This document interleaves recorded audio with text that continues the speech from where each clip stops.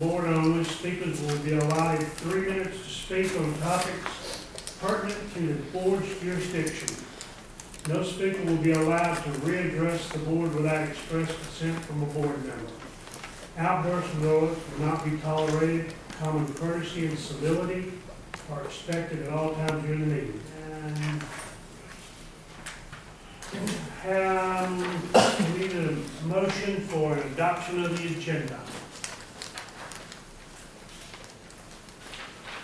Everyone's had a chance to look at it. Make a motion to adopt the CEDA's agenda. I'll second the motion. Have a motion and a second. Is there any discussions or changes? All in favor of adopting the agenda, please say aye. Aye. Opposed? Okay. Minutes of the last meeting. Did everyone get a copy and have a chance to go through it? Need a motion to approve the July minutes. Mr. Chairman, I move that the July minutes be approved. Motion, need a second? Second. Have a second. Is there any other discussion or changes to the minutes? If not, all in favor of accepting the July minutes as presented, say aye. Aye. All opposed by like sign. Okay. Now, I guess what we'll do, visiting delegation, we've got a great crowd, almost more than what we have as board members. So we'll start with Ray, and if you don't mind, if you introduce yourself, and if you have a comment, we'll allow you 3 minutes or whatever. Ray Ladner with Griffin Daily News. Okay. Sheila Matthews with the Grit. Bob Gilreath with the Hometown Journal. Clay Davis, Sun City. Jeremy David, just remember. Grant Adams, Griffin Georgia. You have a comment? Anyone have a comment that they'd like to speak? I do. Okay, Grant. You want me to stand or sit or? You get out here to sit. I'm not going to do that, but my name is Grant Adams. I live here in Griffin, Georgia. I moved to Griffin in October of '94, and I was lucky enough to meet Lewis Green in 1996, when my wife and I became presidents of the Griffin Gators swim team. And being that, we worked with Lewis, and one thing I came to find out right away was the associations were set up pretty much independently, were able to run their own teams, but under that umbrella of the Parks and Rec, which I thought was very innovative and made us very easy to get what we wanted to get accomplished. But I want to talk about Lewis and some of his accomplishments that he has made or did make. I remember living here when Airport Park was just a gravel parking lot and a big field where kids went out and practiced soccer. Now you have a rubberized track out there, and Lewis had the foresight to get local industry to help put recycled tires in that rubberized track. He was already thinking way ahead of everybody else. It's a beautiful park, well-maintained, and well-used by everyone.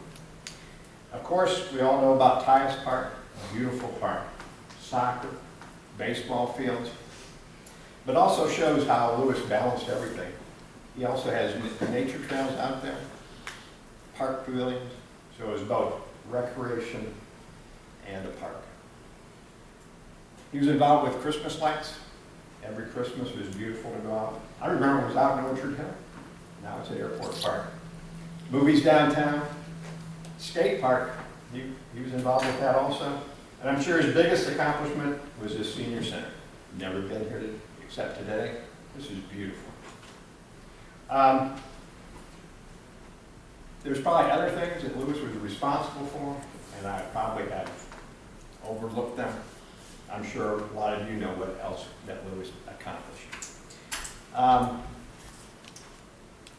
Lewis could have stopped right after Tyus Park and said, I've accomplished everything that I want to do here in Spalding County, and sat down and waited for his retirement check to come in. But Lewis was always forward thinking, looking at the next thing that he could do to make Spalding County Parks and Rec even better. He left two things unfinished. that I think that the Parks and Rec needs to finish. One, bike trails. He wanted to get the bike trails. He had ideas of how to get that accomplished. And of course, an indoor pool with basketball courts. But I believe, we look around, we see what Lewis's accomplishments were in capital improvements. But I believe his biggest accomplishments was his ability to develop his staff.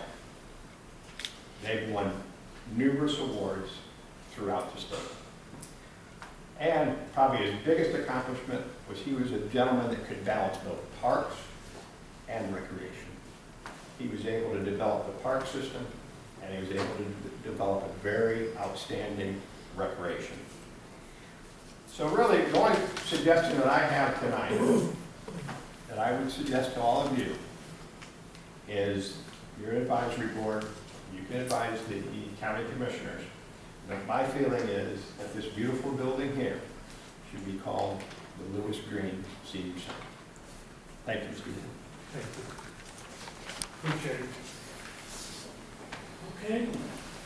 Do we have any letters, communication? None? Okay. New business. Discuss recommendation to the Spalding County Board of Commissioners to rename the Spalding County Senior Center as a tribute to honor the late Director Lewis F. Green. Have any discussion on that? Do I hear a motion to send to the county commissioners?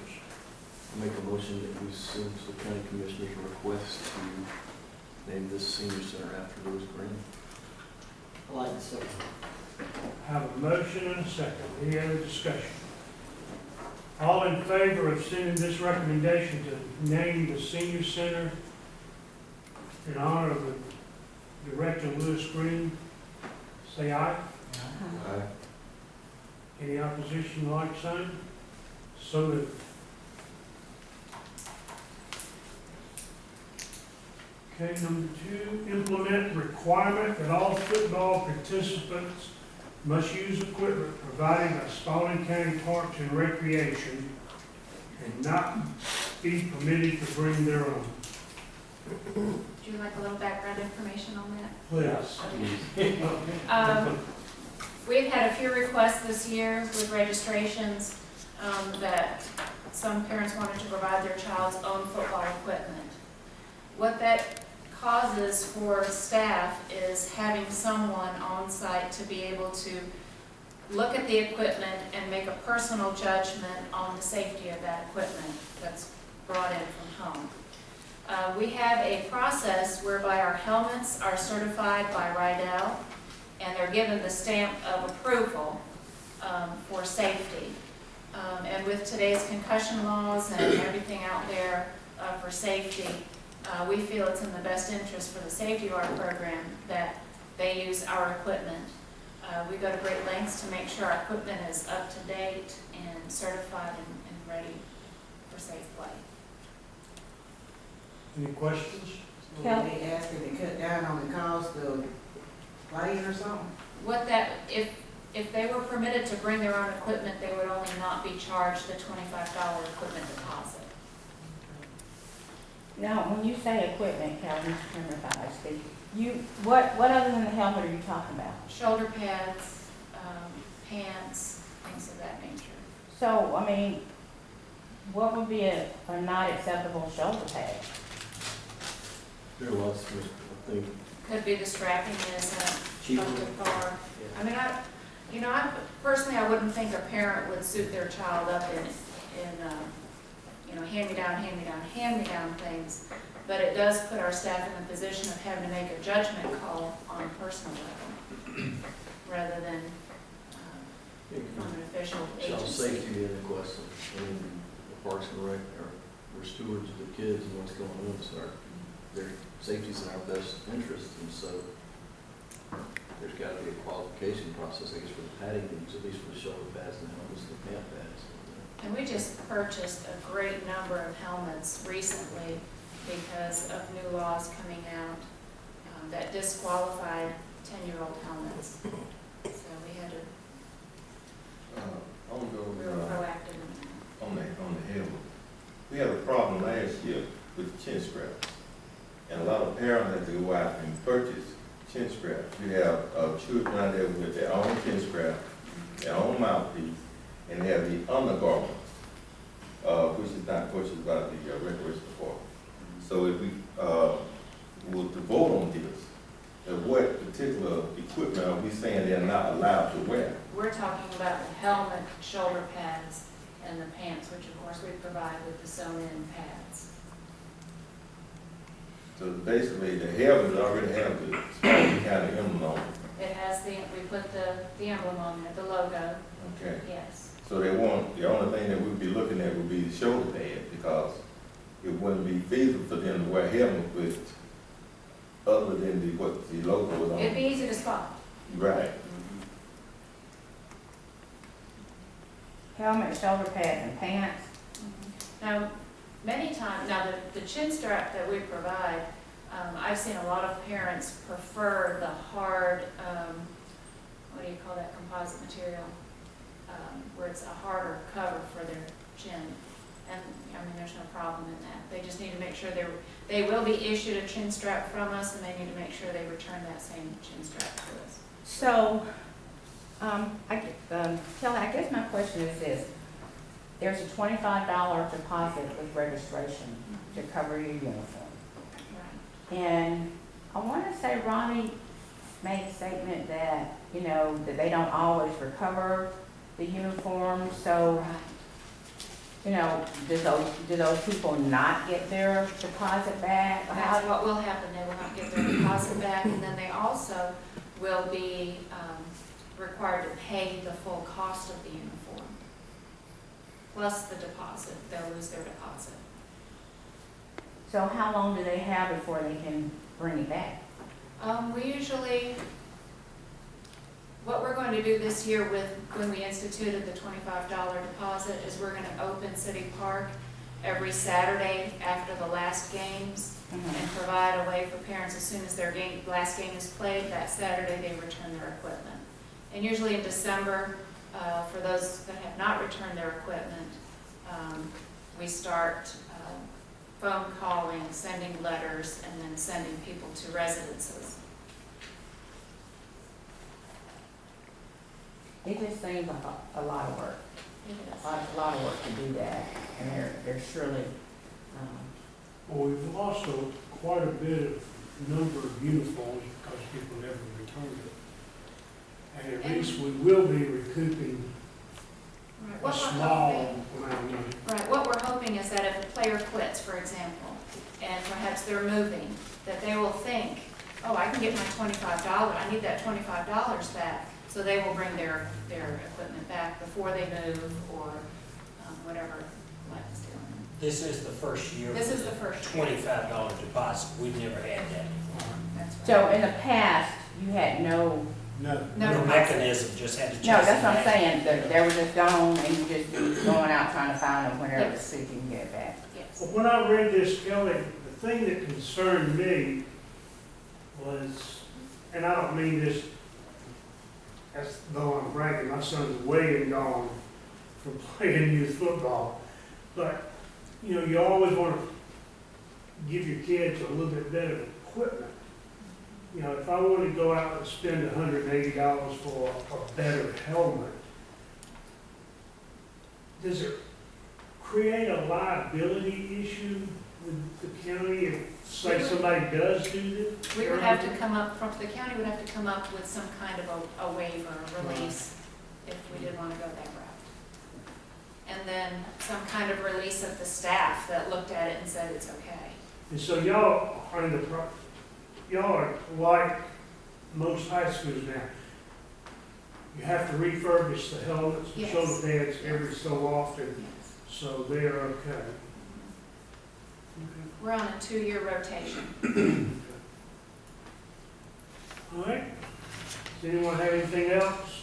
What percentage of non-returnable? I would say 10% is It's not too bad. about what we ended up with. Are they mainly buying shoulder pads, the wrong shoulder pads or the pants? Not sure about that. If they're wanting to replace their equipment, they're wanting to replace all of it. No, except for the chin strap. Oh, okay, so they want helmet, they want better, okay. Is the county considering creating some type of waiver to allow? Depends on those what who y'all wanna- decide I tonight. mean, I guess maybe that could be the number one thing is a safety issue, obviously. So if it was a minimal cost to create a standard where if the dad wants to buy that $200 helmet, it has to pass a test and he has to sign a waiver saying, the county can say, yes, it passes our safety test, and yes, you would, as a parent, accept a risk in that headgear, then I don't see any reason to keep a kid from having that. But I think the requirement should be, if we want to stay consistent with the white with the Spalding County emblem. I just think of that as maybe at some point lessening the cost to the county, and also making sure the kids are safe, which is number one. To me, it's the number one thing, it's the safety of the children. But I don't know if that creates a lot of extra administrative It would. nightmare. It would create some Cost, extra expense. work, and I am down one full-time staff that helps Yeah. manage this program. So I think And I doubt if you're gonna have someone too many, go buy a $180 Right. helmet. I was talking to my son who happens to be in the business, and he said that the helmets that you have, if somebody came up and purchased it, it might be $80 to $100. And why would they want to do that when they put a $25 deposit down and they get that same helmet issued by Park and Rec? So, What I think the reason that is, you have a lot of kids that might play in the rec, but they play other places, so they use the same helmet year round instead of using two different They would be helmets. able to travel. So they travel with other teams and they use that same type of helmet. but they can't use that same helmet now because You've got didn't we implement Spalding County helmets for this league year? So that kind of null and void that. And plus, our football program, we play with Thomaston, we play with Butts County, and with our logo on the helmet, we show up, we're proud of who we are and where we come from, and excited to travel to the neighboring community and compete as a team, and it shows solidarity with the team, so. Okay? Any other questions?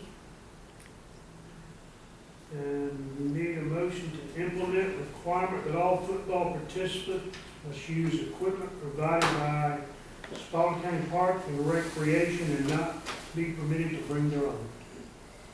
But see, when you say equipment, you need to Did clarify. I say helmet? No, you said equipment. Must use equipment provided by Spalding County Park. Right, what I'm saying is, you say equipment, then they you have a complaint about the chin strap, which is part of the, So whoever makes the motion could add that. exclude the chin strap. Okay. Motion?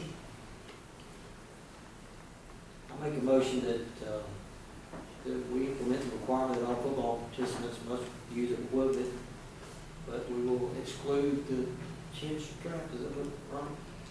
And, so, Spalding County Parks and Rec, let me see what, in other words, so they cannot use their own. I'm gonna reword that. We have a motion with the Implement exclusion. requirement that all football participants must use equipment provided by Spalding County Parks and Recreation with the exception of the issued chin strap. Family has an option to buy a chin strap. Did you get that going? Okay, I have a motion. I say. Got a second. Do we have any other discussion?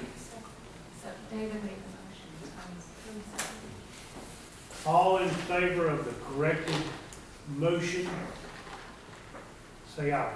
Aye. Opposed? So moved. Old business. Discuss 2014 SPLOSH projects and send a recommendation to Spalding County Board of Commissioners. Mr. Began, you have the floor. Thanks, sir. The list here is the current pricing estimates that refer back to the list that this committee had gone ahead and pared down several months ago. If you want to refer back to that list, it's in your agenda notebooks from the last meeting. That was the 2014 SPLOST project list. Make sure everybody has it. It was done in 6 main topic areas, and then I've referred this list back to those topic areas, as you'll see, referring to current priority. And then some of those topic areas had subtopics, so that would account for like the 2A, B, C, D, and E. We went ahead and actually spoke to one of our consultants that we've used in the past, John Benson Associates. They actually did one of our master plans. They also done the master plan at Dundee Lake. We've done some other consulting work for us in the past, and they're fairly well known around the state. They assisted us at no cost in reference to the relationship that we've had with them in the past. We also looked at projects throughout the area, Harrison County, which is the city of Hamilton, Dalton Parks and Rec, and Clayton County Parks and Rec. And then we've also referred to several vendors that we've dealt with over the last 20 years or so. Item number 1, which includes the purchase of 100 acres of land, replacing Volunteer Park, which would include youth softball, football, and then also replacing the adult softball fields from Fairmont, Dundee Park, and City Park. You'll see there the land purchase is listed as 1A. We're giving ourselves $1 million is what would be the estimate. This would allow for purchase of the land, the consulting, some utilities, some grading, that type of thing. We feel as though land here on average, in the schools, we paid about $4,100 for ties. School system pays somewhere in the $600 to $8,500 range. So we should have enough space there to do what we need to do on the site. The construction of all of the above that we talked about in this item, and then there'll be some other things in there that go along with building athletic complexes now, like pavilions and walking trail, playgrounds, having adequate areas for umpires and coaches and batting cages, bullpens, those type of things. We have estimated at $10 million. We have estimated some expenses on some of these items, especially these big ticket items. These are annual operating expenses. This would take in account for things like utilities, extra personnel, that's basically, and just overall operations. If we were to build like an athletic complex, currently now we don't have any irrigation allowed in any of our budgets, but something on this facility we would have to do stuff like that. So I try to account for some of that to give you a feel of what it costs. Mr. Chairman, you want me to keep going or go question by, if there's any questions of these particular item numbers? Okay, item number 2 was 2A was going to be relighting, or actually adding lights to fields 2, 4, 6, and 7 at the soccer complex. This number is an interesting number because now you can purchase actual lighting systems. There's several vendors that do that. Once we put in this system, we would have no additional cost other than utilities for up to 25 years. The company would monitor the lights via the internet. We would know when light bulbs were burned out the next morning when we came to work. They would replace light bulbs. They would do all the maintenance. We'd be able to control our lights from our cell phones, put them on timers, turn them on, turn them off. All that we would be responsible for after installation is utilities. So this item here, and anything we do in the future with field lighting would come with 25-year no-cost warranties and no maintenance. Installation of fence around the soccer complex, $150,000. Item 2C, replacing the soccer playground. That's the playground, replacing the playground in soccer. That was actually built in 1997, which makes that 16 years old now. And these are, we actually build our own playgrounds here. We do all the construction on those. We do our own design. So we know these are very true numbers. Expanding the bathrooms at the playground and at the pavilions there. We know our pavilions at the Tice Park have become very popular. We only have 2 restrooms there. And then a playground complex, that would be $500,000.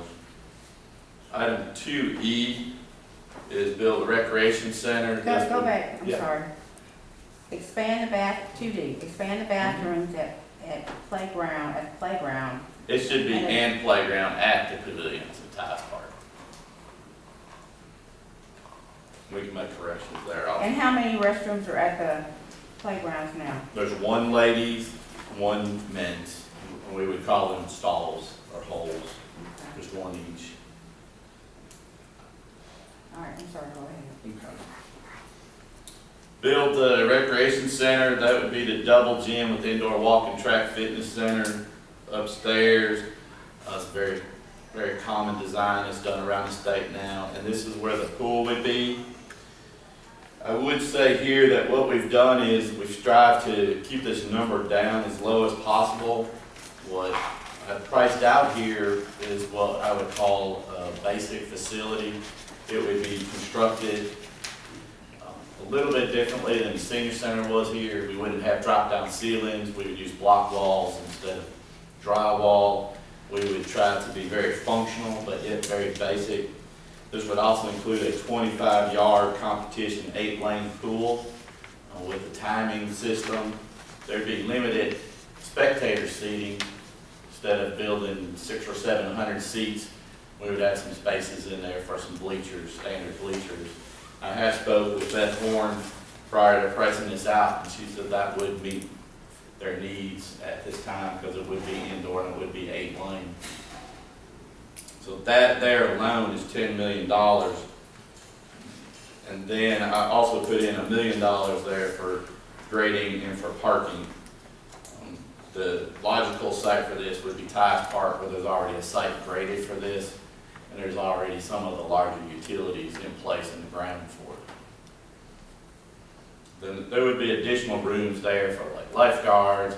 We would do 2 gyms. We would have a fitness center there, 2nd-story walking track, some community type rooms that could be rented out and utilized in conjunction with the swim for when you have a tournament. There'd be places for your bullpens and stuff off of the pool area. That's how we would design the center to function as one, regardless of what event we're having there. Moving on to number 3. 3A there is replace playground and pavilion at Fairmont. It's hard to believe we've been around this long, but that playground was the very first playground Spalding County built in the system. So it's What year? 1991, 92. 92. And that playground is jackhammered into the rock. Every hole is jackhammered. Is it solid rock? Solid. So that would give us a larger pavilion there at that facility, which it would definitely be used in the community, and then a playground complex or structure. Is that provision there, how bad is that? You couldn't leave it and add the other one? I would recommend against that. That pavilion was built a couple of years after that one, after the playground was. It's a little bit older construction, and it's really too small for the community. So If it had 2, it would be better. I would do whatever anybody wants to. Yes, sir. That could be a possibility. We could use some of that money to remodel it and then look at some designs to utilize too there. That's not a problem at all. Absolutely. We can definitely do that. There should be enough money in there to do that. Item 3B was construct a splash and spray pool at Fairmont. That is some pretty good numbers there. There was one just built in Dalton that was about 350, just shy of 400,000. And then we would definitely need some restrooms and that type of stuff to accommodate a facility of that there. Moving on to number 4. Number 4 takes on some changes because there were some items listed in there that we would not be able to do under SPLOST. These are basically maintenance items. I'm sorry. That's our the splash park, where would that be right there where the playground's on the? Probably closer to the building. We have plenty of land there. If we get the other facility, as far as moving the softball field out of there, it could be there. You know, I envision that we would have to build a separate restroom facility for that, so we could definitely look at where the best place for that is. Be a great place, on that field between the garden, where the garden is. The UGA garden. But it would have to be down there at the softball. Yeah, well, that's what I'm saying, it'd be a nice way to bridge that little. These are all preliminary numbers, and once we actually get numbers approved, then we would look at the planning company, of course, with y'all and the board of commissioners, and we can make final decisions at that time, but we can be very flexible. Number 4, some of the maintenance items we have to take out legally, because SPLOST would not allow us to do that. We originally asked for replacing some fencing, repainting facilities, that type of thing. So number 4 got narrowed down to expanding Field 3 at Ambucks. Currently, the grading is essentially done for that. It's been done for several years. This would just expand the field with the fencing and lighting and all the particulars we would need there. We'd expand it out to past the 300-foot field and make Ambucks Park a whole baseball complex similar to Titus. Moving on to number 5, Airport Road, adding a tween and top lot playground. We just built our first tween playground down at Orchard Hill with the current SPLOST that's running, and we would have options there too to decide where to put that out there at Airport Road. And then number 6, add a restroom and pavilion at Thomaston Mill Village Park. Some people call this 9th Street Park. We have a very nice walking trail, outdoor basketball complex, and several playgrounds out there. And this would just enhance that park and that neighborhood. Allow families to utilize it longer and more, the restroom and pavilion. This total on this list here is $25,110,000. Capital only, not. Capital only, where I thought we needed to list expenses, I did in that one column. The rest, there would be some additional expenses to operate, but when I'm replacing a playground with a new playground, it's kind of a wash, because there's some stuff we're doing with maintenance right now that we wouldn't have to do. So I just thought I put in the major costs for expenses. If I need to do differently, of course I will. I have a question, Mr. Chairman. TJ, what kind of playground is at Airport Park now? Yeah, there's actually 2. There's a stretching area that's basically for adults. And then we have what we call a 2 to 12-year-old play structure. And what we've been doing in our newer facilities, particularly Thomaston Mill Village Park and Orchard Hill, is that we're separating out our play structures to be more age appropriate. So we have a top lot that's 2 to 5-year-olds. And then the actual play structure in the middle is 5 to 12-year-olds. And then at Orchard Hill is our first tween, which is an older age group. It's technically not above 12, but it's basically targeted from 8 to 14 years old. And it just allows better play experiences. It allows parents better options for their children.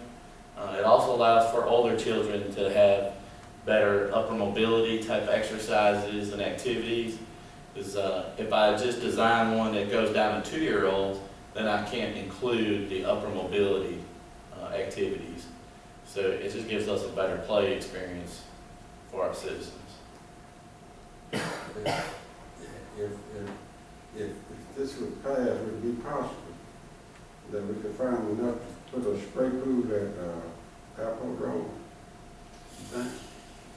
Probably not. Spray pools are, I mean, that's up to you guys. Just this number here, I couldn't do that because they're very expensive, but that's, this, yeah, this, may have to expand parking, which we have a plan for already. This list is y'all's list, so, we're definitely at your instruction. But I would have to include several $100,000 to do that. Would you guys put the smaller play equipment in the center of the track itself? I mean, is that a thought? That's definitely a thought, and if we would do that, then we would look at some of the new shade structures that are available for playgrounds. So we definitely look at Parents that. out there being able to exercise and keep an eye on. That's always been a concern from day one, that most of the parents wanted that playground to be in the middle, and so we would definitely do that. Also too, on 1A and 1B, the construction of the new adult softball, football facilities here, I know that for a fact that softball tournament, there's some serious potential revenues being generated from some of the complexes that can be built. Would this open us up as a county to reap the benefits of tournaments and travel ball? I mean, And that's what this board and the board of commissioners would like to do. This facility would be able to do that. because I know I would we design challenge it what stuff. we currently have to be able to accommodate that type of thing. And, you know, if we can have something in this for the citizens, but also be able to generate some good maintenance dollars to fill in these columns over here.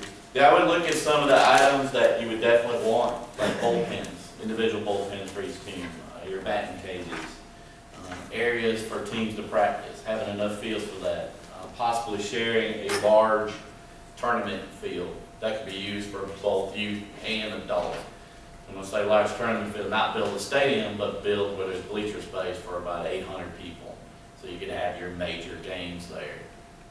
Have space in our concession stands for umpires, so that they have a place to change. Those are things that we don't have readily available now. And I think we can design that into this facility. And that could be pretty, I mean, I don't want to say limited expense, but fair expense with some tremendous upside revenue potential. Just based on some of my buddies that run some tournaments and travel around the southeast, and pretty staggering some of the dollars that are spent in some of these counties. I mean, hotel, motel, I mean, everything. That'd be great to have a couple of facilities like that. Have y'all, in a particular area, have y'all targeted to put this particular softball and football complex? Not at this time. That's why I put enough money in there to purchase most of your average land here in Spalding County. Our master plan would like it to go somewhere towards the east, between here and the interstate, but we don't have a particular piece of property in mind. Do you know of something? Yeah, all that property, all that pretty blacktop out there. That's what I'm talking about. How many acres will that complex take? I'm estimating about 100. I may be able to do it for a little bit less, just depending on what configuration. A lot of that has to do with what the land looks like, what the topography is on the land, what's on the land. The piece of property may have a lake, may or may not have one. We may have to do a lot of grading. What's the road frontage? So 100 acres is a very safe number. Well, I guess my question is, does all of this have to be in the same complex? I mean, do you have to have football at the same place that you're having softball? No, it does not. Is there a big cost But the savings? convenience of it would be, What would be the convenience? well, I mean, usually if you're playing football, you think they would be also playing softball at the same time? yeah, with softball and baseball, they play Boys and almost girls. year round. Boys and Fall girls. Sons and ball, daughters, boys and girls. spring ball. Yeah. Proximity to 75 for tournaments and stuff like that. Maybe even amphitheater out there. TJ, we're volunteers at now, what's going on with that, with the school, on the park, and have they given us a time frame? William may be more familiar with that. I know that it's coming sometime in the future, but I don't have that crystal ball. Right now, I don't think there's any plans to expand in the near future, 2 to 3 years. There may be something, but as you know, that is City of Griffin property. They're a volunteer that we lease. But another thing you have to look at when you look at land for park and rec facilities like this is sewer availability. We were very lucky that Wyoming and Tice Park had sewer available, because if you build, I think, TJ, this complex you're talking about is similar to our baseball complex. And if you want to do tournaments and things like that, you got a lot of people, so you got a lot of water usage and sewer usage that you have to, and there's limited land currently with sewer availability. My question, TJ, is how many restrooms are at the baseball complex at Wyoming Titus now? There's, of course, a men's and a ladies, and each of them can serve 6 or 7 people at a time. That's inside the baseball complex? Yes, ma'am. Right there at the concession. Concession stand is part of the concession stand building. So there's 3 each? There's 6 or 7 each, on each side. And what would be the expectation for restrooms at this complex? At least a minimum of 3 of those, at the minimum. 3 of those? One for adult softball, one for youth softball, one for football. And then as you get out, when you're building a tournament type facility, you most likely will be building some pavilions, some areas for teams to practice, that kind of thing. So you may even be looking at 1 or 2 smaller, like you have at pavilions at Titus right now.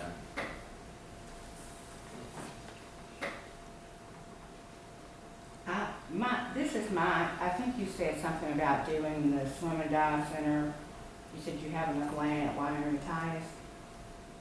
Is that what you Yes, said? ma'am. There's a site already pre-graded for that. I just think that's kind of overkill in Wyoming Titus Park. We got parks over at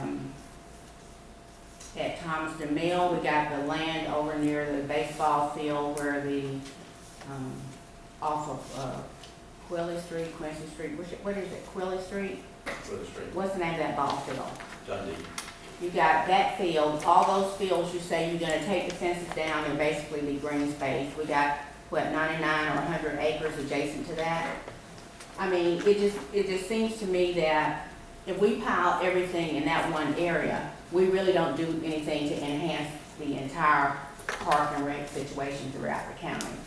So, and also, something that I think we should look at when we're doing this is that if there are places that we already have land, that sewer is close and available, we should try to utilize that, because that will cut back on the amount of money we have to actually spend on land if the county already owns the land. We've got Carver Road. You know, I know that's up on a hill, but I'm not real sure what could go there. Like I said, we got that land on Quilly Street. Ambucks Park is in my district, and I'm just gonna say, it just kills me that there can be nothing else down there. And I understand they don't have sewer, and I believe the closest sewer is maybe a mile from there. And I know that's, cost prohibitive, to even think, to have sewer. That would take up millions of dollars. But, I think what Mr. Wimbush said about the pavilions at Fairmont, I shared that with you earlier. That is the oldest playground that was built in Spalding County. And for whatever reason, it was built on top of rocks. And if you're over there, you can't walk, it's uneven, it's just a poor site altogether. If you're gonna take the fence down at, I guess it's the softball field in front of the school, that would, to me, would be a more decent, a more affordable spot to put another pavilion. I told you before, you said if, no matter how many pavilions you had at Fairmont, you could probably run them every weekend. I don't know what kind of shape the one is that's already there. May need a new roof or something like that, but I know there's no restroom there, which has always been a problem, and people have continued to rent it. But until the concrete falls apart, to me, it would be my recommendation to destroy that pavilion. I think it'll save us some money. It will also be a way to generate income that's already come in, has potential to come in. The fact that we're next to the housing authority lends itself to the potential for us to be able to maybe even get some help from the housing authority, because they have wanted to do some playground projects in their development. And that may not happen before we do the SPLOST, but I think that they could use it as some leverage to be able to help us with some other things to be developed over there. My opinion about the swim and dive center, I think it's a great grand thing. I saw what Beth put on the website about the center in Henry. They're swimming outdoors now.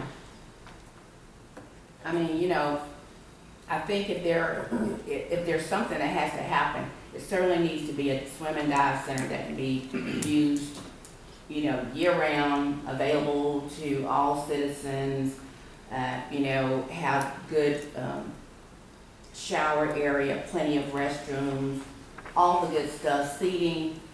But, you know, we're already crying about making people turn the lights off in the gym and closing the gym early. And we want to build 2 more gyms that we can't afford to, I mean, when I say we, I mean Park and Rec can't afford. We're sitting around here trying to figure out how to do that. So my opinion just would simply be that we really look at concentrating on making a swim center that's nice.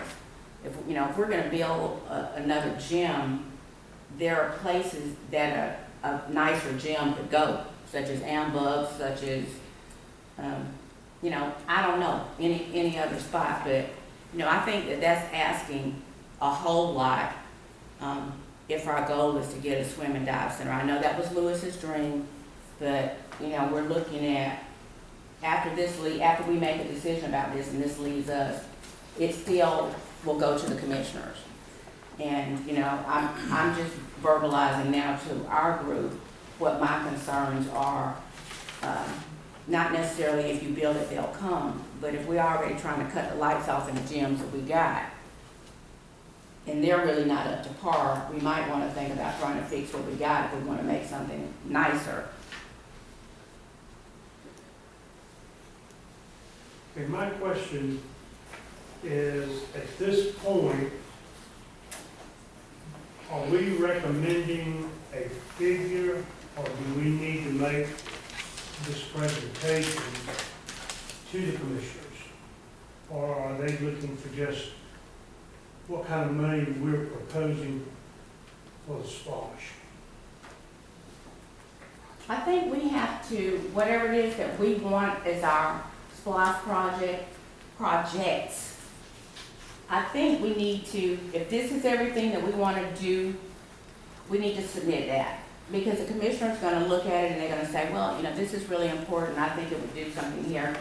And they may look at this list and say, well, we only going to let you do one thing. But I think that in all fairness to us, that if we got a grocery list, you know, if our stuff is in the priorities that we wanted, you know, they may choose some less expensive projects to go along with the other projects. So I'm just saying, I think we cheat ourselves if with our list we haven't put what we want to put on here. I mean, I don't think that at this point you gotta say, we're exactly gonna put this pool just like this, or we're not gonna put something like that. I think they just need to know approximately what we think it's gonna cost, and approximately with a description of what it is that we wanna try to do. Because at the end of the day, they have to weigh our request against any other organizations or entities, which we know for sure there will be the county's request, the city's request, Orchard Hill, and what's the other place? Sunnyside's request. That's without anybody else who's gonna have their hands out like us. So, you know, like me, you probably won't be a chance for a real long time. So is everybody happy with the order in which everything is presented? I'm happy with the order as long as that 2E gives strong consideration of the aquatic center. I mean, I'm just a big advocate for that. And I think if I know the county, we just don't want to spend money to do studies, but if we looked around the country to see how that type of facility actually there's a revenue generator again for counties. Maybe I'm wrong, but I think that those type of facilities attract producers to communities, and not just to come and swim in meets, but folks that are looking for communities that have a facility like that can go to a swim meet and then run trails or have their kids playing soccer. I mean, that, and I agree, I'd like to see some of this stuff spread out, but I think the fact that Tyus is there and what a great facility. And you put an aquatic center over there, that's gonna be a premier facility, in my opinion, probably in the southeast of the country. And we've sent swimmers, I know I got the opportunity to look at, 9 swimmers that went to nationals from the Gators team, just here over the last couple of weeks. And the cool thing about swimming too is, you put infants in the pool, and you put 90-year-old seniors in the pool, and it's therapeutic and healthy for everybody in between. It's not discriminatory when it comes to age, and it doesn't limit folks. So, just that lifestyle amenity is such an attraction.